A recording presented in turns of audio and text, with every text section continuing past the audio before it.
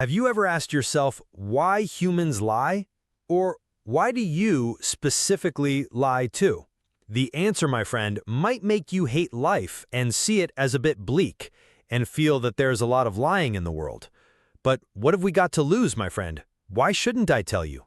Because in the end, even if you hate your life a little, you'll still gain a lot of knowledge. But for now, my friend, let me tell you a secret. People don't just lie to mislead others. Rather, it's for many reasons that I'll reveal to you in this video. So listen carefully, because I'm about to tell you something psychologists are afraid to share with the public. So, my friend, let's go back to 1979, specifically to the time when psychologist Leonard Sachs was conducting a somewhat strange experiment. What he did was ask a group of people to write secret confessions on papers that no one but them would read. He told them, "Look, everyone, I'll give each of you a paper, and I want you to write your deepest secrets on it. Secrets you fear people around you or anyone else in the world knowing. But to confirm, this paper will stay with you, meaning even I, the experimenter, won't read it." And indeed, the experiment went well, and people finished writing. After that, Leonard conducted a simple survey, asking them, "Did you lie about the things you mentioned on the paper?" But the strange thing, my friend, is that 62% of them admitted they lied, even though they knew these secrets wouldn't be revealed to anyone else. So why? Why does a person lie even to themselves, my friend? Of course, it's certain that I won't leave you without an answer. However, it's preferable that you share your opinion in the comments. Currently, my friend, the answer is as follows. Humans run away from pain more than they seek pleasure.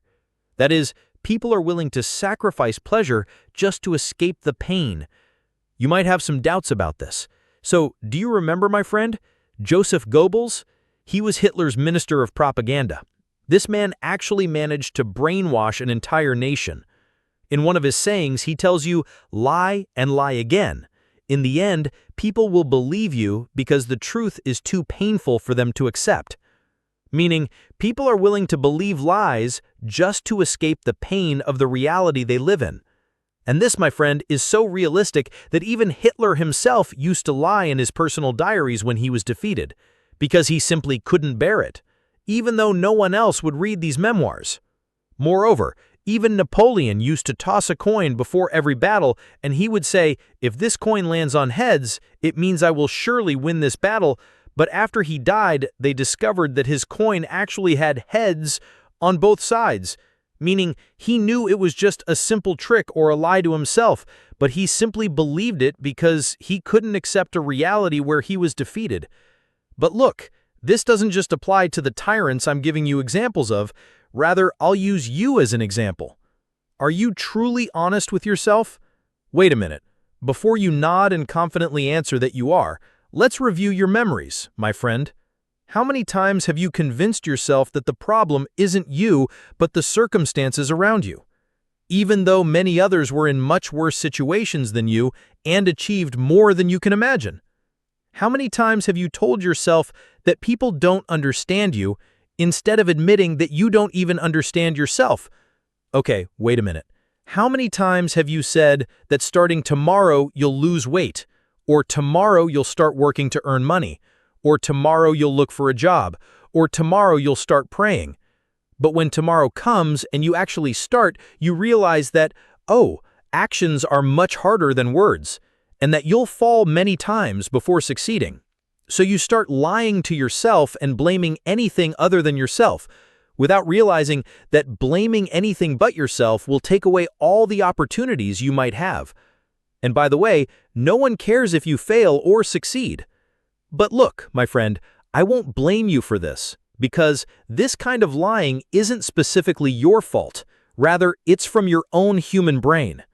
And of course, this will be comforting for you, but unfortunately, it's a reality. According to some research by neuroscientist Daniel Kahneman, he was able to prove that the human mind does not seek truth, rather it seeks comfort. This means that your mind is biologically equipped to build stories and imaginary excuses to prevent you from having a nervous breakdown, my friend. Meaning, quite simply, people will prefer to hear comforting words that they know are lies, rather than hear a painful reality. Think about it for a moment. Why do you think conspiracy theories spread so easily? The reason isn't people's stupidity, but simply because, despite the absurdity of the lie, it gives them a sense of comfort. Because they will feel that there's a logical explanation for what is happening, even if it is not true. Therefore, in most cases, ignorance is more comforting than knowledge, my friend, and knowledge is worse than you expect. But the question is, if people's lies to themselves is psychological comfort, then why do they also like to lie to others? Well, look, my friend, the answer is a bit deep, so you have to focus with me. Lying to people is not just a means to escape punishment or a specific consequence, but it is also a tool to control people. So let me tell you a story from history that most people don't know, just to clarify my point a little. So come with me and let's go back to 480 BC. At this time, the king of Persia, Xerxes, wanted to invade Greece, but there was a small problem. His army was very large. You might say, but what's the problem with a large army? That's a good thing. I'll tell you, yes, but the problem is that an army of this size can become arrogant, so it might be defeated because the soldiers will become negligent, my friend. So, Xerxes ordered his advisors to spread a small rumor among the soldiers, which was that the Greek armies had a secret weapon that could wipe out all their ranks in just a few hours. Of course, this wasn't true, but he was certainly smart, because the fear that resulted from this lie made the soldiers more cautious and more obedient to orders. So Xerxes was indeed smart. He knew something most kings didn't, my friend, which is that when a lie is executed perfectly, it can give you loyalty and control much stronger than the truth. Of course, my friend, modern intelligence understood this lesson very well. In fact, they even improved upon it. For example, during the Cold War, American intelligence used to publish fake reports about the Soviet Union's military capabilities, not to mislead the Soviets or make them think they didn't have accurate information, but to spread fear among their own people. By spreading fear, they would increase their people's support and endorsement for any decision the military made. That's why lying is considered a tool of governance, not just a means of deception, my friend. So, you lie because your mind considers lying a strength. In fact, the more capable you are of creating a story free of flaws, the more you can control people's minds. By the way, this isn't just a philosophical analysis, rather it's scientifically proven. In 1997, researchers at Stanford University conducted an experiment they called the social lie test. They asked volunteers to tell stories, some true and some untrue, to a group of people, and then they measured the impact of each story on the listener's behavior. But the result, my friend, was very shocking, because the fabricated stories, when told with confidence, had a much stronger impact on decision-making among the listeners than the true stories. Therefore, if we analyze this, we'll realize that people believe in stories, not in truth itself. And your mind throughout your life has not learned how to differentiate between truth and a story. But in reality, my friend, there's a slightly darker secret. Lying can work collectively. Psychologists call this the collective mind. For example, societies build their identity, rituals, and laws on things whose truth is questionable, yet they persist because people feel a sense of belonging to them.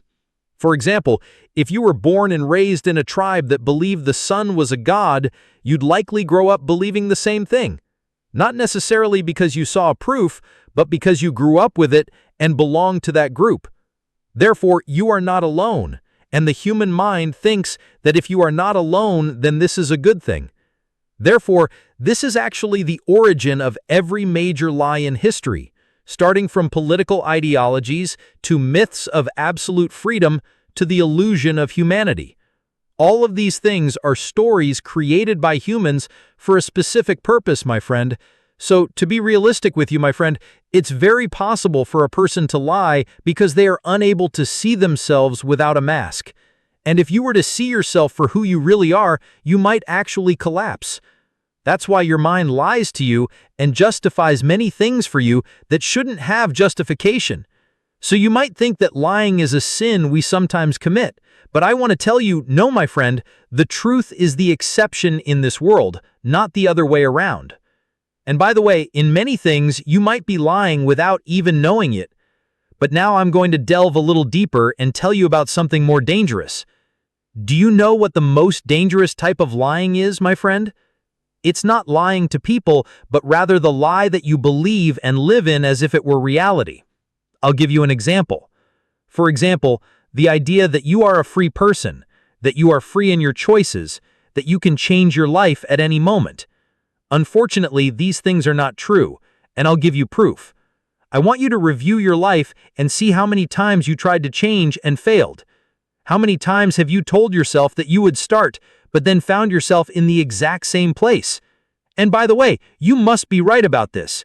But if that's going to make you feel somewhat better, then the problem isn't you, my friend. The whole thing is that you are just an element within a larger system.